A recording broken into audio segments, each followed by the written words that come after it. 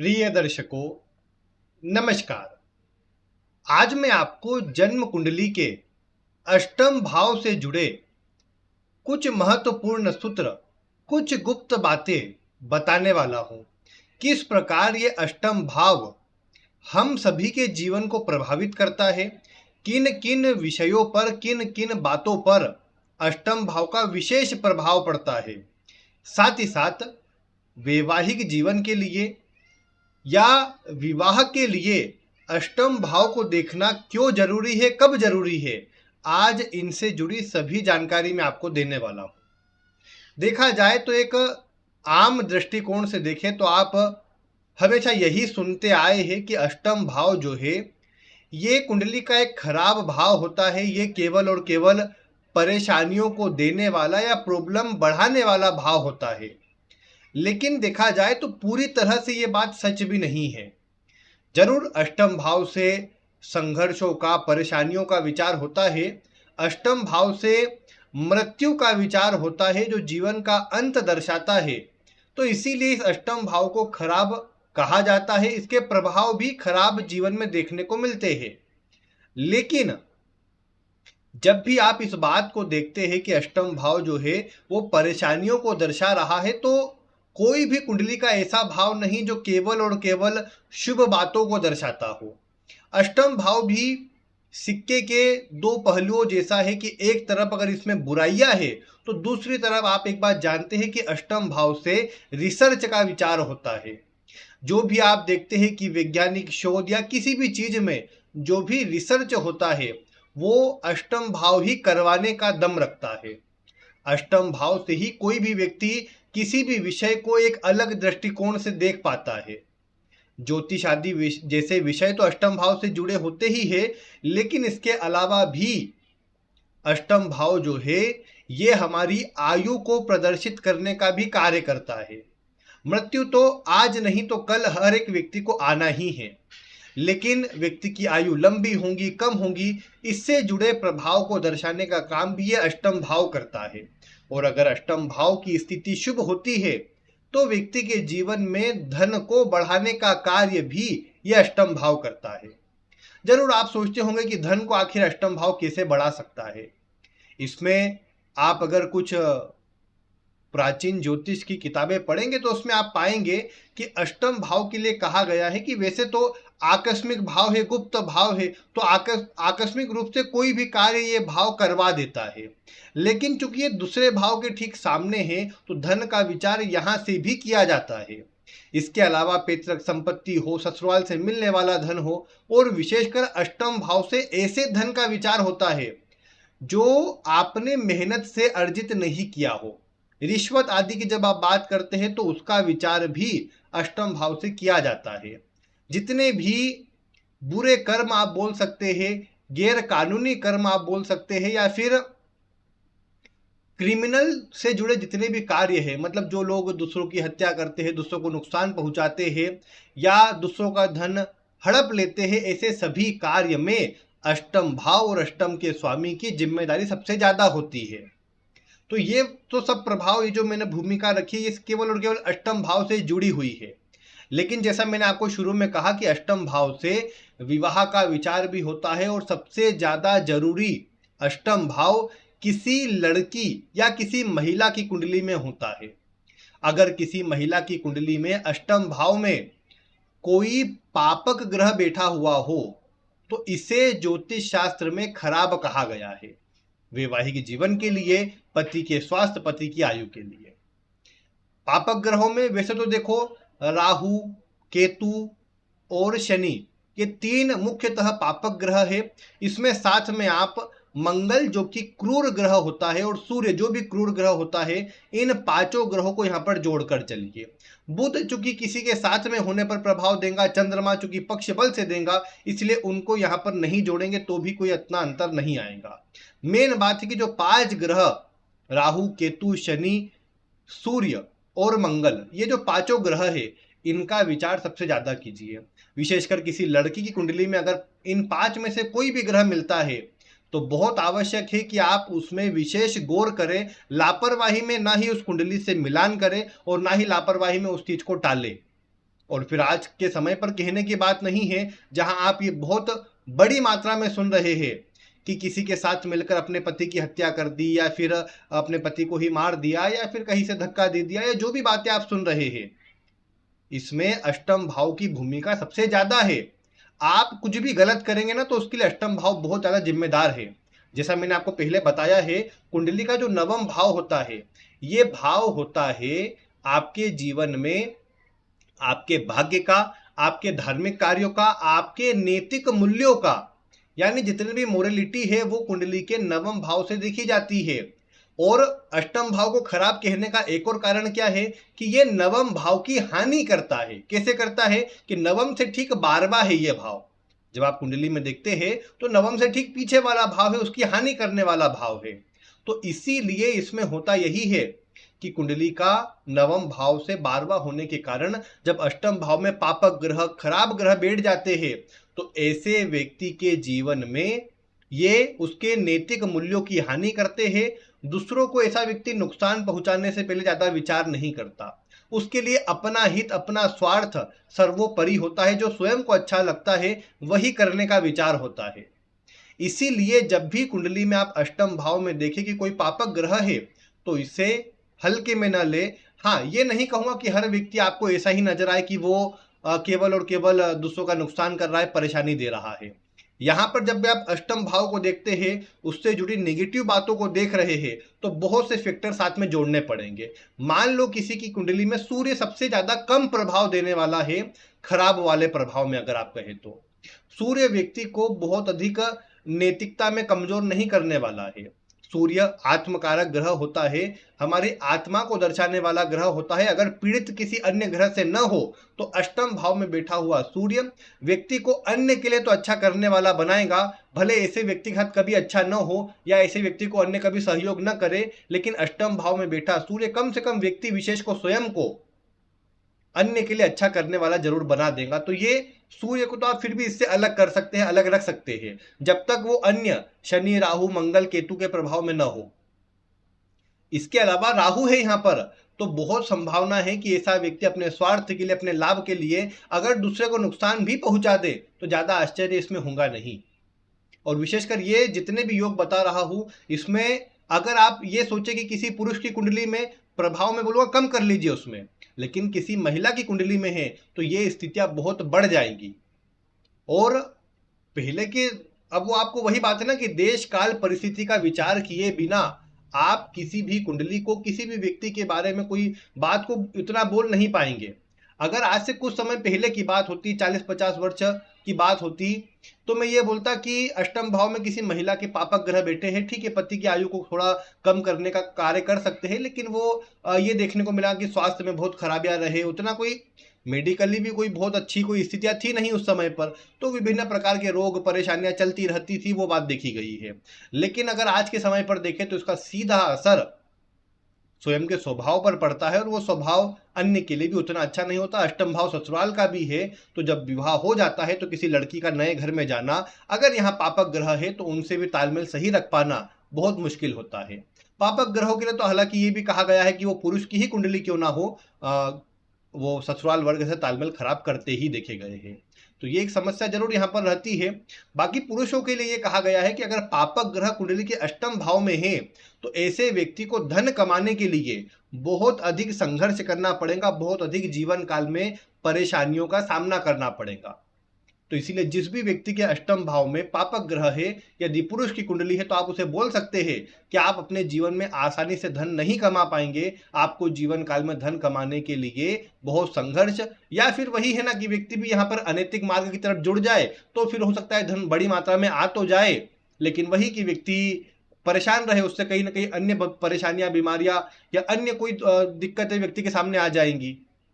तो इसीलिए अष्टम में पापक ग्रह हो तो पहली चीज, व्यक्ति धन को लेकर परेशान है, नहीं है तो यानी गलत मार्ग से धन कमाया है, दूसरा कोई तरीका यहाँ पर सामने नजर नहीं आता। जब तक कि अष्टम भाव का स्वामी मान लो कहीं पर अच्छा बैठा है, धन योग बना रहा है, लग्न का स्वामी, दूसरे का स्वामी, 11वें का स्वामी मजबूत कॉम्बिनेशन में है, धन के प्रभाव को बढ़ा रहे हैं, तो अष्टम भाव बड़ी मात्रा में एकाएक धन देगा, और वो स्थिति व्यक्ति की मेहनत से रहेगी। वहां पर फिर अष्टम के पापक ग्रह उतना दिक्कत नहीं नजर आएंगे वहां पर। क्योंकि अष्टम का विचार करते समय नवम भाव, लग्न, इनका विचार जरूर करें। अगर लग्न नवम भाव के स्वामी खराब है, पीड़ित है, कमजोर है, नीच आदि राशियों में है, अस्त है, ऐसी स्थिति में अष्टम भाव में बैठे पापक ग्रह व्यक्ति को बड़ी परेशानियां देंगे। और इसीलिए यहां पर आपको विशेष ध्यान रखना होगा अष्टम भाव को देखते हुए।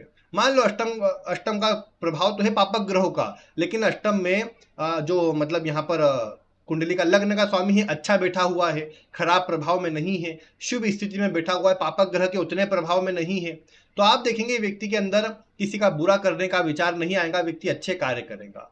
तो बस यही अंतर है, यहाँ पर आपको यही विचार भी करना है।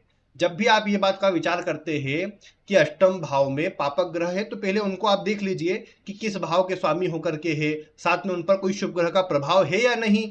अगर नहीं है तो प्रॉब्लम है तो थोड़ा बचाव है। शुभ ग्रह आ जाते हैं तो वो बचाने का काम कर लेते हैं, भले आपकी कुंडली में वो मारक ही क्यों ना बनते हो। जैसे मान लो आपने देखा कि शुभ ग्रह तो है लेकिन वो सप्तम का स्वामी, जैसे मान लो वृश्चिक लग्न की कुंडली है, वृश्चिक लग्न में आपने देखा कि शनि अष्टम भाव में है, या फिर और कोई ग्रह ले लो, राहु ले लो, केतु ले लो, मंगल का बात भी कर लो, मंगल लग्न का स्वामी हुआ तो क्या हुआ, है तो पापक ग्रह।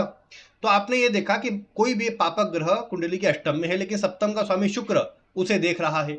अब आप कहेंगे कि शुक्र तो मारक ग्रह है, देखेगा तो कोई बचाव नहीं करेगा, लेकिन उसकी मूल टेंडेंसी तो शुभ ग्रह वाली है तो नैसर्गिक शुभ ग्रह। अब नैसर्गिक शुभ ग्रह अगर किसी भाव को, किसी ग्रह को देखता है तो उनके दोषों को दूर करने का प्रयास करता है। तो ऐसा शुक्र उस नेगेटिव दोष को दूर करने का कार्य करेगा, ना कि उसको बढ़ाने का। मान लो यही चंद्रमा दूसरे में है, शुभ ग्रह होकर के, बलवान होकर के अष्टम भाव में बैठे पापक ग्रह को देख रहा है, बहुत संभव है कि उसके नेगेटिव प्रभावों में कमी लाएगा। और अष्टम भाव ऐसा भी नहीं है कि जो परेशानी ही देता है। आप ये देखते हैं कि राजनीति में जो लोग बड़ा नाम सम्मान हासिल करते हैं, बहुत संभव है कि उनके अष्टम भाव का संबंध कुंडली में बलवान आपको नजर आएगा।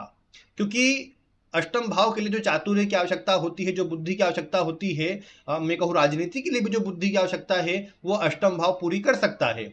लेकिन वही है ना कि वो कितना शुभ है, कितना अशुभ है, कितना सही वे में प्रभाव देगा। नहीं तो फिर आप बहुत से नेताओं के जो घोटाले या अलग अलग चीजों में स्कीम सुनते रहते हैं, वो आपको देखने को मिलेंगे फिर ऐसे व्यक्ति के कारण। क्योंकि अष्टम भाव को जब भी पावर मिलेंगी तो सीधी सी बात है कि वो या तो व्यक्ति को संन्यास की तरफ ले जाए, यानी व्यक्ति की कोई बहुत इच्छाएं ना रहे। लेकिन आज के समय पर यह काम बहुत कम हो सकता है। तो फिर व्यक्ति एक ही काम करेगा कि वो है कि अपनी ऊर्जा का, अपने पावर का गलत इस्तेमाल करना, उससे फिर बड़ी मात्रा में धन अर्जित करने पर विचार करना, ये सब बातें आप देख पाएंगे। अष्टम भाव में हालांकि आप एक सूत्र आपने सुना है, विपरीत राजयोग। और ये ऐसे कहा जाता है कि अष्टम का स्वामी अष्टम भाव में ही हो तो ये सरल नामक विपरीत राजयोग बना लेता है। अब आप कहेंगे कि विपरीत राजयोग बन गया, चलो ये तो बहुत बढ़िया बात हो गई, लेकिन यही किसी पापक ग्रह ने बनाया है विपरीत राजयोग। तो आप एक बात उसमें देख पाएंगे कि ऐसे व्यक्ति को जीवन में स्थिरता नहीं मिल पाएगी।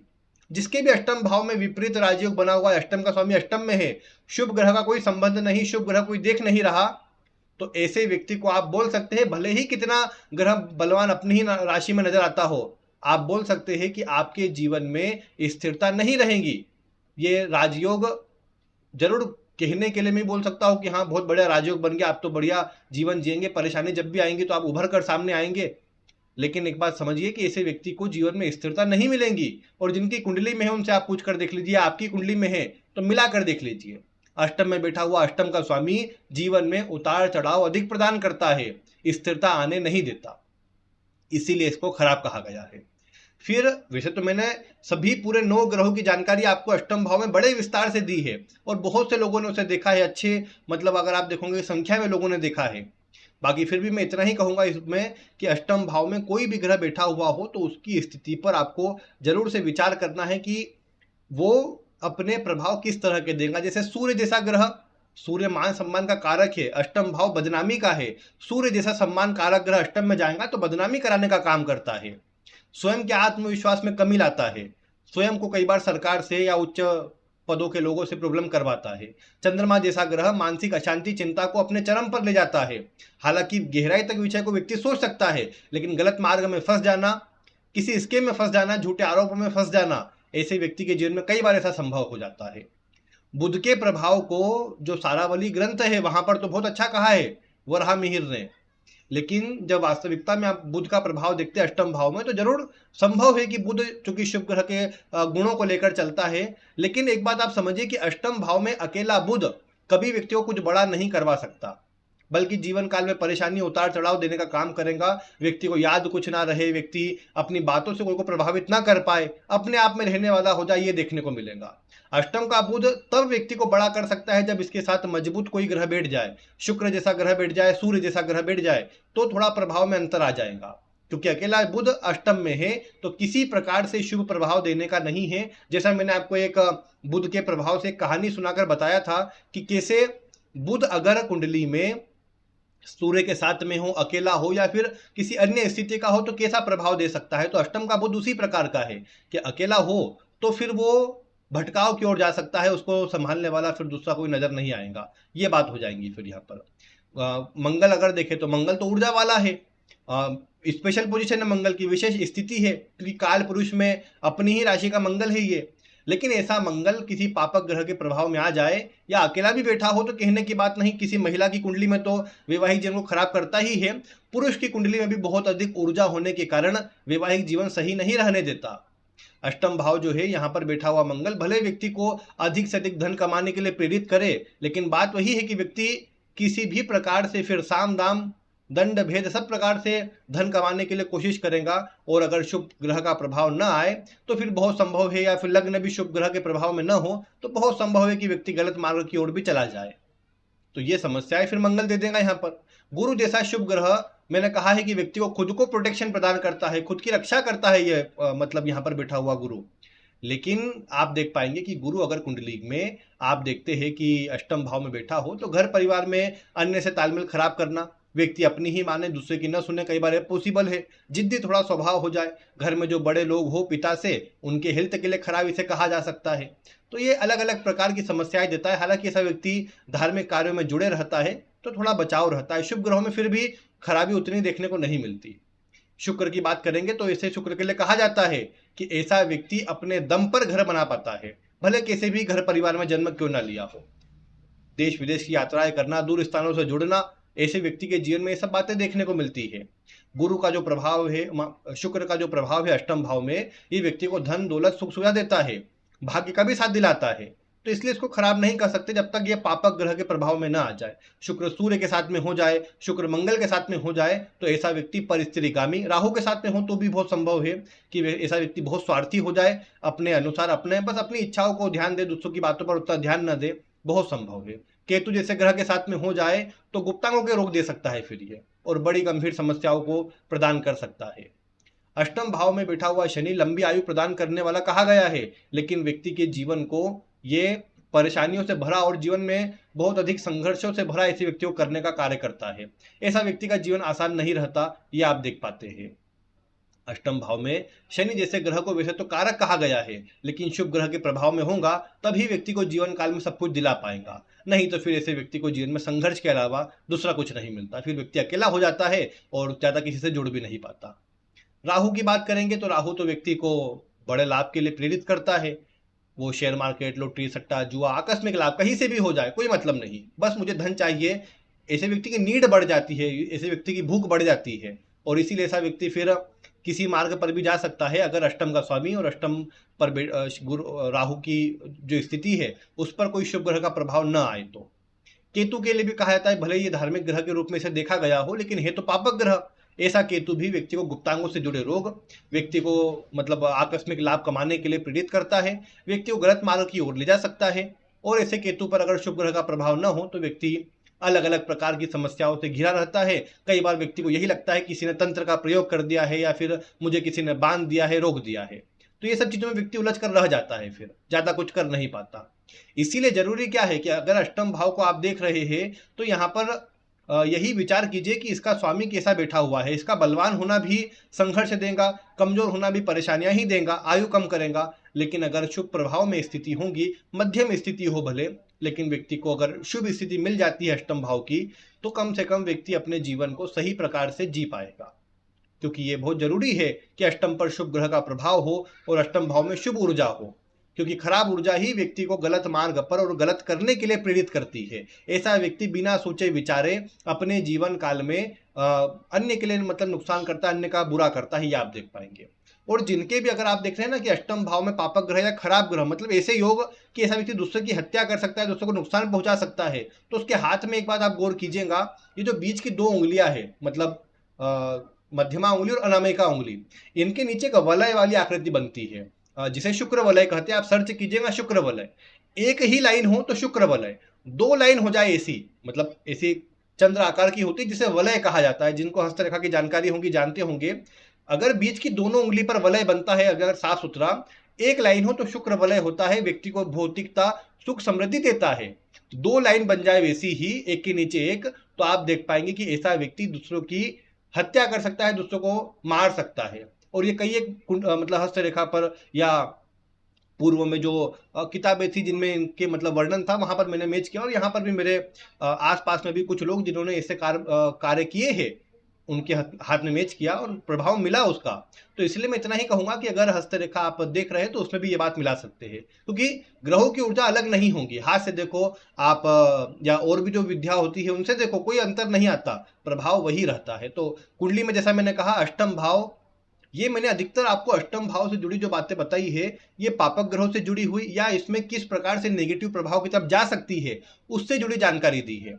अब इसमें वैसे तो अष्टम भाव से ही विचार होता है कि व्यक्ति की मृत्यु किस प्रकार से होगी, किस स्थिति में होगी। अब आप देखते हैं कि कोई दुर्घटना में किसी की डेथ हो रही है, कोई आकस्मिक किसी भी स्थिति में मतलब व्यक्ति के ऊपर कोई मतलब एक आपदा बोलिए, परेशानी बोलिए आ जाती है, किसी के ऊपर घर गिर रहा है, किसी के ऊपर कोई आग से जल कर मर रहा है, कोई भी स्थिति बने, लेकिन आप इतना विचार कीजिए ना कि इस तरह की मृत्यु के लिए कारण कौन बनेगा? सीधी सी बात है, पापक ग्रह, और उसमें फिर अग्नि वाले ग्रह। अब मुझे बताइए, आप अगर एक विचार करें कि आग वाले ग्रह कौन से है, आपके मन में मंगल, सूर्य, केतु ये तो आ ही जाएंगे, लेकिन विचार कीजिए शुक्र सबसे ज्यादा गर्म ग्रह है, मतलब गर्मी में शुक्र की एनर्जी बहुत ज्यादा है। इसीलिए अगर शुक्र भी अष्टम में हो और पापक ग्रहों के प्रभाव में आ जाए, बहुत संभव है ऐसे व्यक्ति के घर में, ऐसे व्यक्ति के आसपास दुर्घटना आग से जुड़ी हुई हो सकती है। और फिर मतलब कई बार जलकर मरने वाला जो प्रभाव होता है ना, वो शुक्र निर्मित करता है। दशा शुक्र की होंगी, किसी घर में आग लगी हो, दुकान में आग लगी हो, आप उसकी दशा मैच करो, अंतर दशा में शुक्र, प्रत्यंतर दशा में शुक्र, अवश्य ही मिलेगा। बिना शुक्र के कोई घटना घटित नहीं होंगी आग से जुड़ी हुई। तो इसीलिए, और बड़ी मात्रा में हो तो बड़ी मात्रा में मिलेगा, भले वो प्राण दशा में मिलेगा लेकिन मिलेगा जरूर। तो आप मैच कीजिएगा इसे भी। और अब ज्यादा विचार नहीं है मेरा कि मैं आपको अष्टम भाव से मृत्यु किस प्रकार से होगी वो बताऊं, क्योंकि ज्यादा मैं ये नहीं चाहता कि इस चैनल के माध्यम से कोई भी डराने का या कुछ ऐसा विषय बताओ जो कि भय उत्पन्न करे मन में। क्योंकि मृत्यु कोई ऐसा नहीं है कि हाँ बस मैंने बोल दिया कि ये ग्रह बैठा है तो ऐसे ही मृत्यु होगी।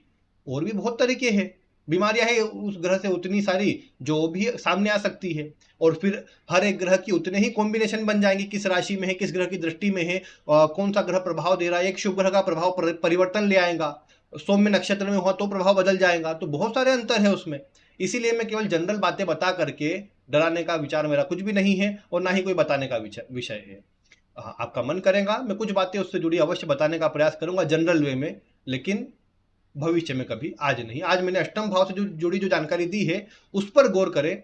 और आप देखिए कि अष्टम भाव में बैठे पापक ग्रह वैवाहिक जीवन में तो प्रॉब्लम देते ही है, वो सेपरेशन करवा दे, अलग करवा दे, किसी प्रकार से भी बहुत संभव है। और व्यक्ति को जीवन में उतार चढ़ाव, करियर में परेशानी अवश्य प्रदान करते हैं। तो आप देखिए अष्टम का स्वामी कहाँ है वो भी देखिए, कभी उस पर भी आगे आपको जानकारी दूंगा कि कहाँ बैठ करके अष्टम का स्वामी आपको जीवन में परेशानी या चिंता दे सकता है या प्रॉब्लम दे सकता है। तो आज इससे जुड़ी जानकारी दी, इस पर विचार करें। कोई प्रश्न हो तो अवश्य बताएं।